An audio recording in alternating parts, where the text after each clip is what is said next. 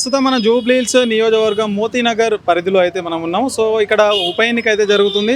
So ఇక్కడ ప్రజలు ఏమనుకుంటున్నారు, ఒరిజినల్ ఒపీనియన్ తెలుసుకునే ప్రయత్నం చేద్దాం. సో నమస్తే అన్న. నమస్కారం అండి. ఏం పేరన్నా మీ పేరు? నా పేరు వెంకటేష్ అండి. సో జూబ్లీహిల్స్ ఉప ఎన్నిక జరుగుతుంది.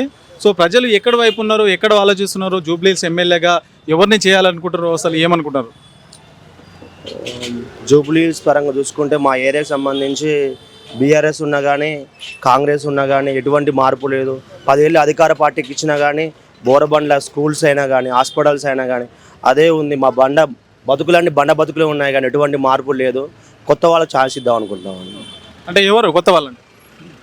మేము యువకులుగా బీజేపీకి ఇద్దాం అనుకుంటున్నామండి. లంకల దీపారెడ్డి గారికి మద్దతు తెలిపాం అనుకుంటున్నాం. సో ప్రధానంగా ఇప్పుడు బీజేపీకి ఓటు ఎందుకు వేయాలి అంటే ప్రజలు అడిగితే ఏం చెప్తారు? మెయిన్గా బీజేపీకి ఎందుకు ఓటు వేయాలంటే దేశం గురించి ఆలోచించే పార్టీ ఏదైనా ఉందంటే బీజేపీ. మోడీ గారి నాయకత్వాన్ని చూస్తూనే ఉన్నాం. దాంతోపాటు గట్రా హైదరాబాద్లో ఈ రౌడీ షూటర్ రాజకీయాలైనా కానీ ఈ దందాలైనా కానీ బీజేపీ ఉంటే తగ్గుతాయని మా అభిప్రాయం అండి. సో బీజేపీ టికెట్ అయితే లాస్ట్లో కన్ఫర్మ్ చేశారు. అంటే నామినేషన్ స్టార్ట్ అయినాక కూడా బీజేపీ క్యాండిడేట్ని అయితే డిక్లేర్ చేయలేదు. అంటే కాంగ్రెస్ వాళ్ళు ఏమంటున్నారంటే బీఆర్ఎస్ బీజేపీ రెండు ఒకటే. సో వీళ్ళిద్దరు కూడా లోపాయకర ఒప్పందంతోనైతే ముందుకెళ్తున్నారు. సో బీజేపీ ఓట్లన్నీ బీఆర్ఎస్కు పడే విధంగా వీళ్ళు ట్రై చేస్తున్నారని చెప్పేసి కాంగ్రెస్ పార్టీ ప్రధాన ఆరోపణ. సో దాని గురించి ఏం చెప్తారు? క్యాండిడేట్ లేరని ఎలా చెప్పగలుగుతారు? పోయినసారి కూడా ఆయన లంకల దీపక్ రెడ్డి ఇదే కాన్స్టిట్యున్సీలో 2018లో కూడా పోటీ చేయడం జరిగింది.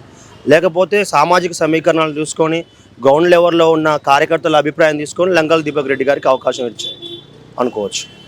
సో ప్రధాన సమస్యలు ఏం గుర్తించినారు? జూబ్లీహిల్స్ పరిధిలో ప్రధాన సమస్యలు ఏమున్నాయి ఇప్పటి వరకు?